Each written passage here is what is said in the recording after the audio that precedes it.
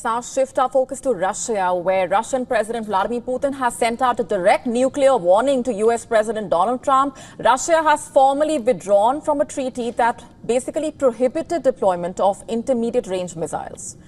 And the announcement came from the Russian Foreign Ministry, which said that Moscow no longer considers itself obligated by the limits it had voluntarily followed under the now defunct Intermediate-Range Nuclear Forces Treaty, also known as the INF Treaty. And according to the Russian government, America plans to station intermediate-range missile systems in both Europe and Asia, and that prompted this decision. The ministry's statement emphasized that the conditions which had justified Russia's self-imposed restrictions no longer exist.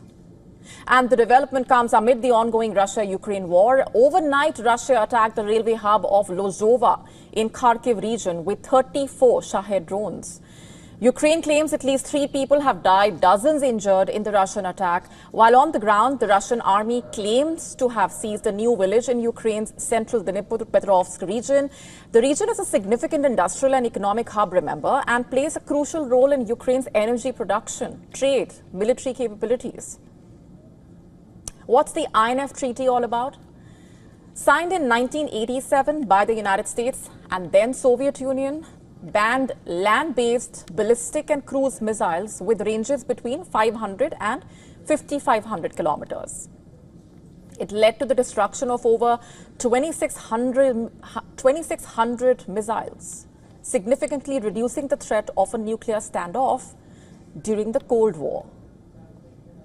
In the year 2019, the United States officially exited the agreement, and that decision occurred during Trump's first term. At the time, the U.S. government cited alleged Russian violations involving the deployment of the cruise missiles, 9M729 cruise missiles. And while Moscow denied breaching the treaty, this latest shift in Russia's stance comes just days after Trump directed 2 U.S. nuclear submarines to reposition in response to online threats made by Dmitry Medvedev. Medvedev is a former Russian president and now is the deputy chairman of Russia's Security Council. And following the announcement from Russia's foreign ministry, Medvedev issued a follow-up statement on social media.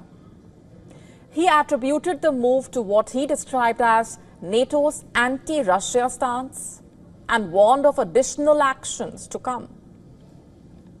Remember, last week Putin said that the Oreshnik missiles officially entered service and will be deployed to Belarus. Belarus shares borders with NATO members Poland, Lithuania, Latvia, and the Oreshnik missile is capable of carrying nuclear warheads. The development comes as the United States is planning to start periodic deployments of intermediate-range missile systems to Germany beginning in 2026. And that announcement was made last year as part of Washington's broader security arrangement. Broader security realignment, beg your pardon. The broader security realignment. And in response, Russian officials vowed to implement countermeasures, raising the stakes of a growing arms race. The end of the INF Treaty, combined with the ongoing tensions over the Russia-Ukraine war, reportedly sparked concern across Europe about a possible return to Cold War-era arms race. And according to reports in Russian media, the Oreshnik missiles can strike Ramstein Air Base in Germany in as little as 15 minutes. The INF Treaty had also limited Washington's ability to position similar weapons in Asia. And that restriction had strategic implications, particularly in the context of U.S. efforts to deter aggression against Taiwan. Beijing considers the island part of its territory and has publicly stated that it aims to make Taiwan part of China by 2027. Russian Foreign Ministry statement emphasized that the United States and its partners are moving towards missile deployments in both Europe and Asia, making the INF Treaty's prohibitions unsustainable. And this announcement comes just as Trump's special envoy, Steve Witkoff, is set for talks with Putin in Moscow this week itself to explore a potential ceasefire in the ongoing war between Russia and Ukraine. And Trump has warned that unless a ceasefire is reached by the end of this week, His administration will impose direct tariffs on Russia and extend secondary sanctions to countries purchasing Russian oil. Donald Trump's sudden 50% tariffs on Indian goods have jolted decades of diplomacy.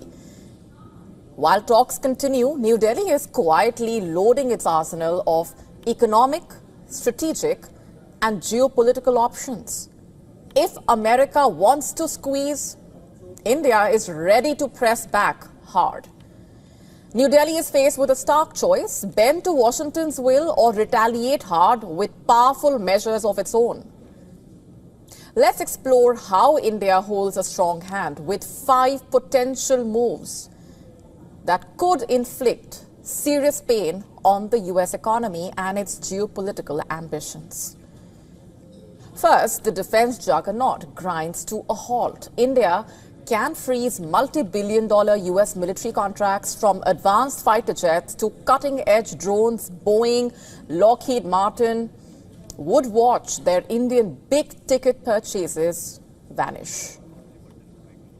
Second, America's pharmaceutical lifeline gets severed.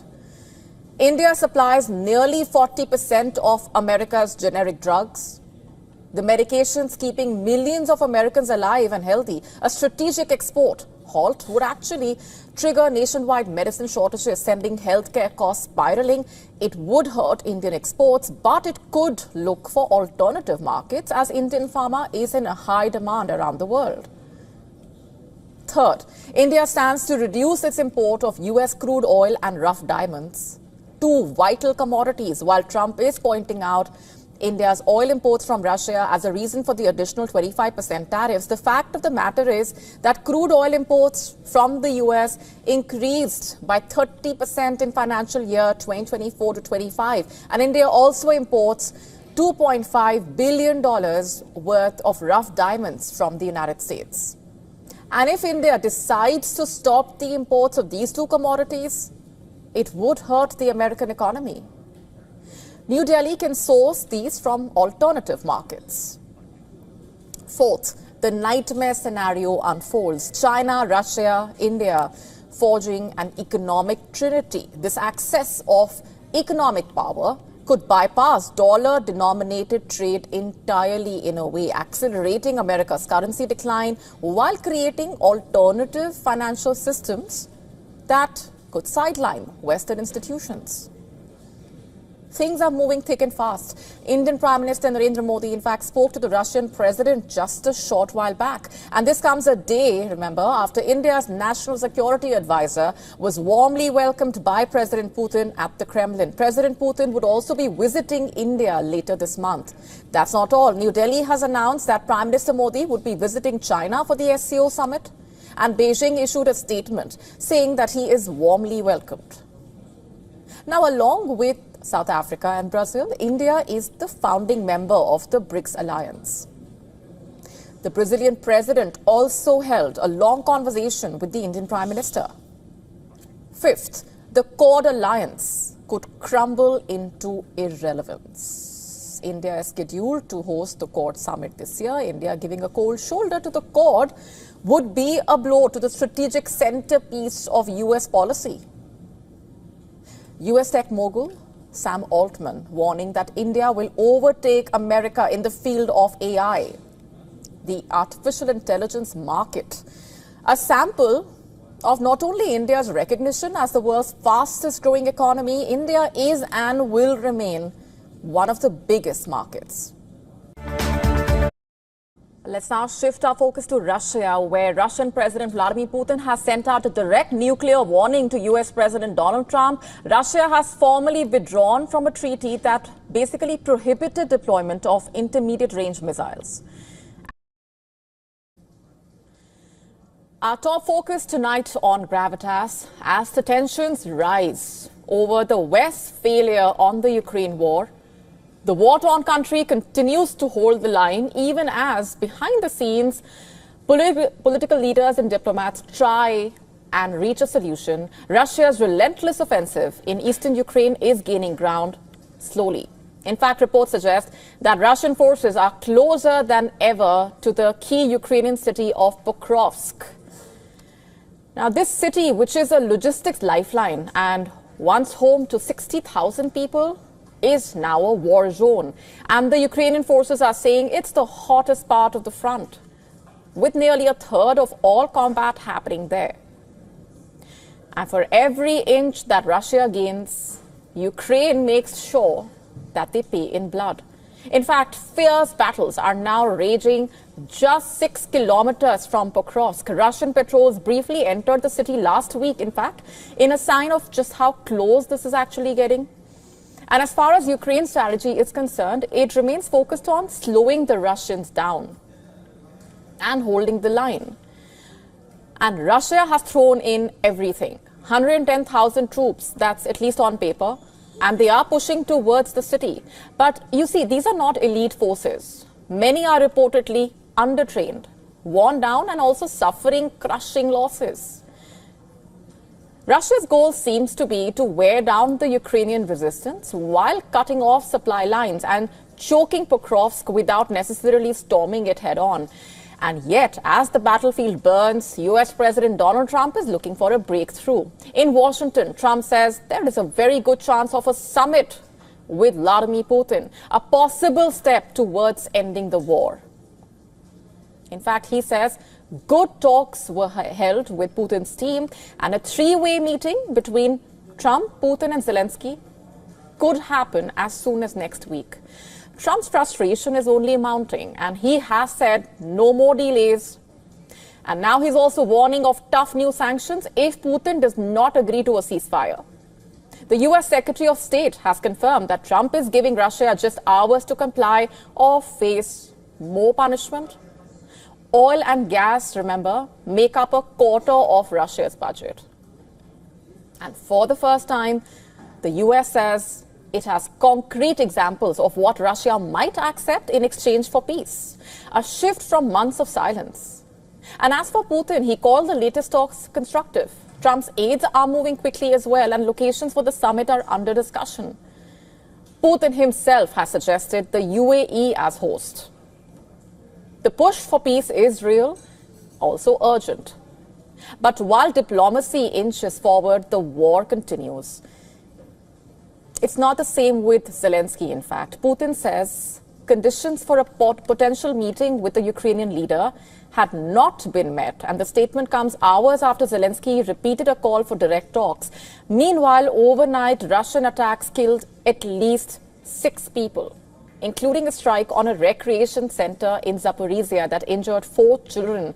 Zelensky called the attack cruelty, aimed at instilling fear. Another strike, this time on a gas station near the Romanian border, targeted Ukraine's energy infrastructure. Hundreds of families left without heating. More weapons are on the way, and NATO allies have pledged over $1 billion in new aid. Much of it US-made, and the US State Department has approved a $200 million deal to help Kiev buy more military gear. And so while Trump prepares for a summit and talks for peace, on the battlefield, the bloodshed continues.